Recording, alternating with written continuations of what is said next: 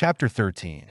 And now as I said unto you that after King Mosiah had done these things, he took the plates of brass and all the things which he had kept, and conferred them upon Alma, who was the son of Alma, yea, all the records, and also the interpreters, and conferred them upon him, and commanded him that he should keep and preserve them, and also keep a record of the people, handing them down from one generation to another, even as they had been handed down from the time that Lehi left Jerusalem.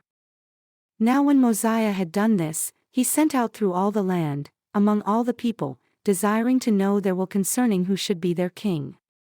And it came to pass that the voice of the people came, saying, We are desirous that Aaron thy son should be our king and our ruler. Now Aaron had gone up to the land of Nephi, therefore, the king could not confer the kingdom upon him. Neither would Aaron take upon him the kingdom, neither was any of the sons of Mosiah willing to take upon them the kingdom. Therefore, King Mosiah sent again among the people, yea, even a written word sent he among the people. And these were the words that were written, saying, Behold, O ye my people, or my brethren, for I esteem you as such, for I desire that ye should consider the cause which ye are called to consider, for ye are desirous to have a king. Now I declare unto you that he to whom that the kingdom doth rightly belong has declined and will not take upon him the kingdom. And now, if there should be another appointed in his stead, behold, I fear there would arise contentions among you. And who knoweth but what my son, to whom the kingdom doth belong, should turn to be angry and draw away a part of this people after him, which will cause wars and contentions among you, which would be the cause of shedding much blood and perverting the way of the Lord, yea, and destroy the souls of much people. Now I say unto you, let us be wise and consider these things. For we have no right to destroy my son, neither should we have any right to destroy another if he should be appointed in his stead. And if my son should turn again to his pride and vain things, he would recall the things which he had said and claim his right to the kingdom, which would cause him and also this people to commit much sin. And now let us be wise, and look forward to these things, and do that which will make for the peace of this people. Therefore, I will be your king the remainder of my days.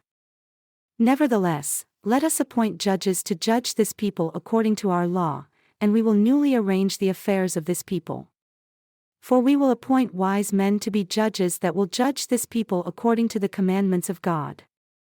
Now it is better that a man should be judged of God than of man, for the judgments of God are always just, but the judgments of man are not always just.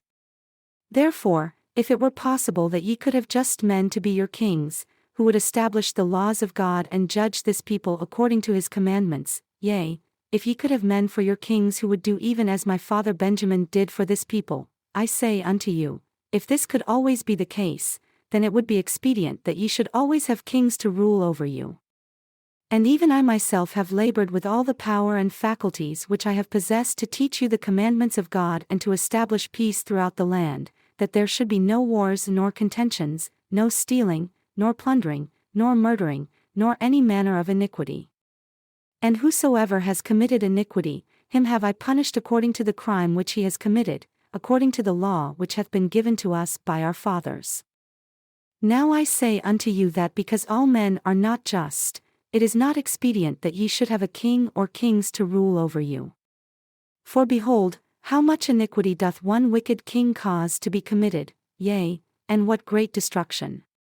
Yea, remember King Noah, his wickedness and his abominations, and also the wickedness and abominations of his people. Behold, what great destruction did come upon them.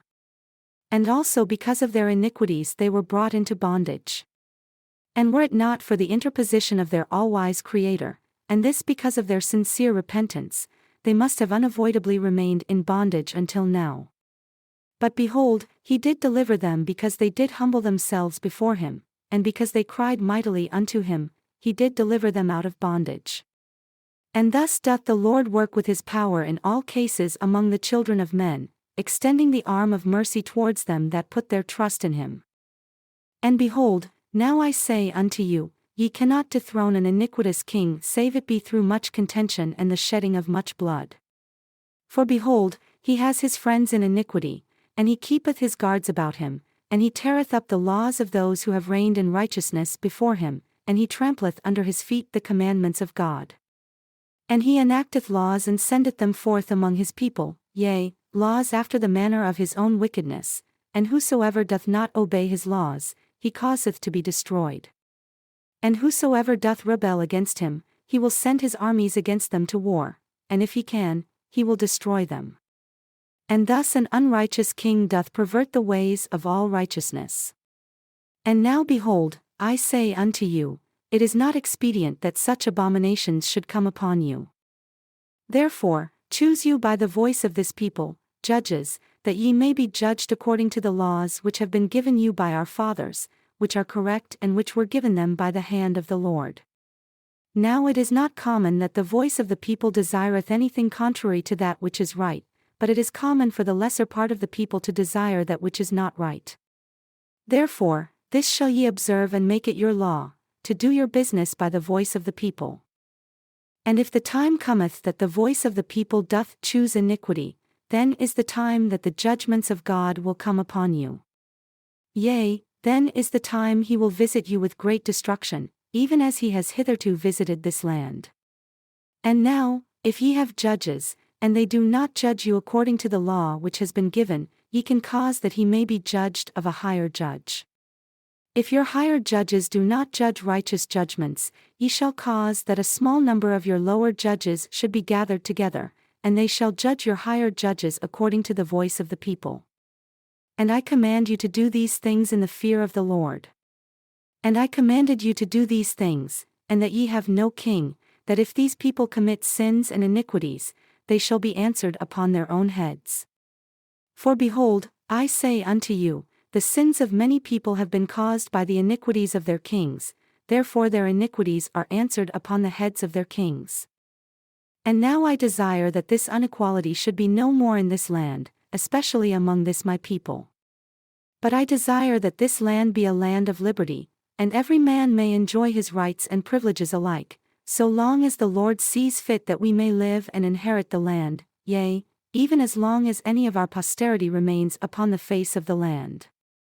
And many more things did King Mosiah write unto them, unfolding unto them all the trials and troubles of a righteous king, yea, all the travails of soul for their people, and also all the murmurings of the people to their king, and he explained it all unto them. And he told them that these things ought not to be, but that the burden should come upon all the people, that every man might bear his part.